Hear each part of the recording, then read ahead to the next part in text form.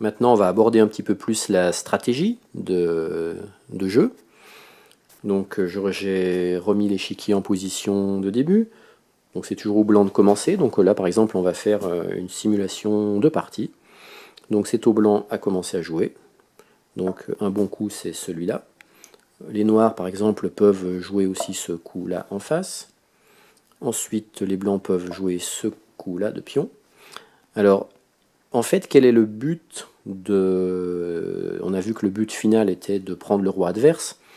Mais pour faire ça, il va falloir développer, mettre en œuvre toute une stratégie. Et une des stratégies très importantes aux échecs consiste à contrôler le plus de pièces possible avec, pardon, le plus de cases possible avec ces pièces. Donc pour contrôler le plus de cases possible avec ces pièces, ça veut dire qu'il va falloir se servir de certaines pièces assez importantes et les amener à contrôler le centre du jeu. Donc on voit par exemple que qu'est-ce que je pourrais prendre comme pièce, que ce fou-là, il contrôle cette case-là, c'est-à-dire il pourrait éventuellement défendre ce pion, c'est-à-dire si ce pion était attaqué, si une pièce noire venait prendre ce pion, ce fou-là pourrait reprendre la pièce noire, donc on va dire qu'il contrôle cette case-là, mais il ne contrôle pas celle-là parce qu'elle est couverte, il y a un obstacle entre les deux, il ne peut pas y aller. Il contrôle cette case-là, elle est vide, il pourrait y aller. Il contrôle cette case-là parce qu'il pourrait aussi venir prendre la pièce qui prendrait ma pièce blanche. Mais voilà, c'est tout ce qu'il contrôle. Il ne peut pas venir là, il ne peut pas venir là, il ne peut pas venir là, donc il ne contrôle pas ses pièces. Donc on voit que le fou, tant qu'il reste dans sa rangée de départ, il contrôle très peu de cases. Il contrôle que 1, 2, 3 cases. Donc notamment les ordinateurs d'échecs, eux, ils intègrent justement un algorithme qui les aide à faire les bons choix de coups. Donc l'ordinateur va calculer les mouvements de pièces qui font que les pièces, après ces mouvements, contrôleront le plus de cases possible. Donc c'est un petit peu un algorithme de travail qu'il ne faut jamais perdre de vue. Donc ce qui est bien aux échecs, c'est au début de sortir, d'avancer ses pions au centre. Ça permettra par la suite de éventuellement sortir un peu ces fous comme ça, là. Parce que les fous en sortant, ils vont pouvoir contrôler plus de cases et notamment le centre du jeu. Après, c'est également de pouvoir sortir ses cavaliers. Parce que pareil, donc je remets ces pièces-là. Quand les pièces sont à l'origine comme ça, le cavalier là, on voit qu'il peut contrôler combien de cases? 1, 2, 3. Donc si cette pièce-là était attaquée, il pourrait la défendre. Il peut venir là, il peut venir là. Donc il contrôle que 3 cases. Alors que s'il est là, on voit qu'il va pouvoir contrôler beaucoup plus de cases. Il contrôle celle-là, celle-là, celle-là, celle-là. Il peut défendre ici, il peut défendre ici, il peut venir là. Et bon, simplement, il ne peut pas venir là. Donc on voit qu'il contrôlerait 1, 2, 3, 4, 5, 6, 7 cases. Vous voyez, donc plus une pièce se rapproche du centre, plus elle peut contrôler de cases. Et donc plus elle va contrôler de cases, plus elle peut défendre des propres pièces à lui ou attaquer des pièces adverses. Donc je reprends mon début de partie théorique. Voilà, premier coup des noirs, premier coup des blancs, premier coup des noirs, deuxième coup des blancs. Imaginons que les noirs jouent ce deuxième coup là. Après, les blancs pourraient décider, pareil, de sortir ce cavalier.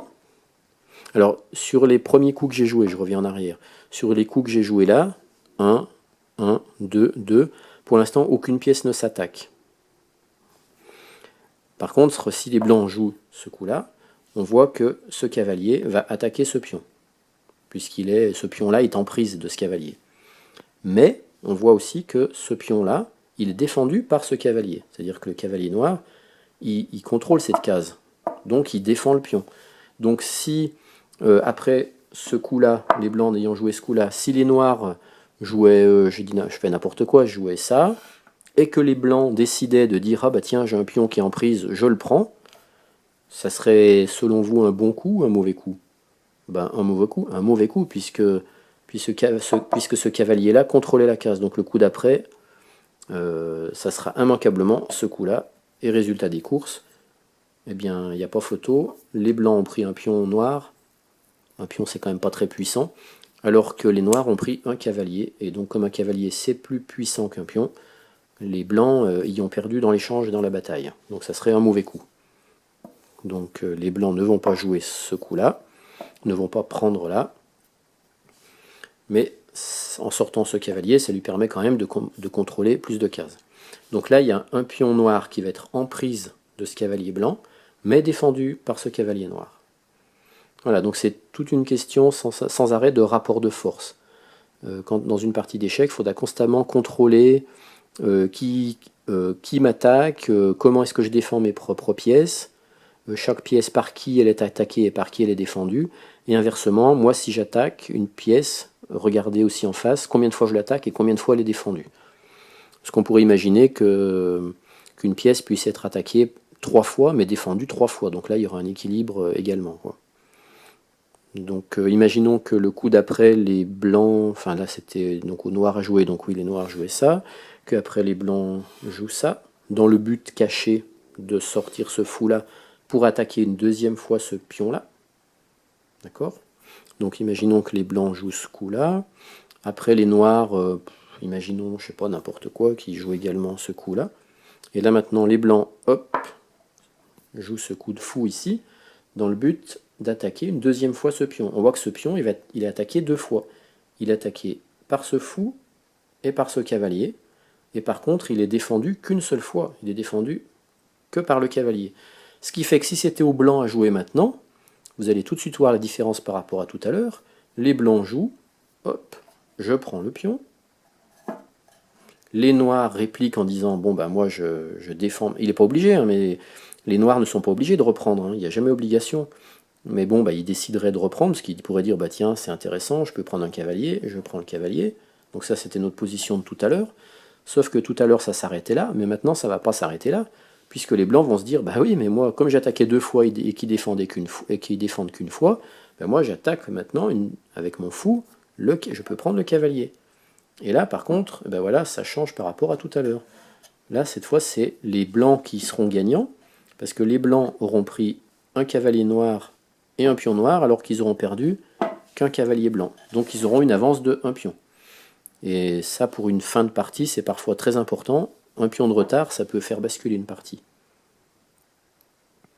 Voilà donc un petit exemple de rapport de force dans les prises. Comment il faut calculer.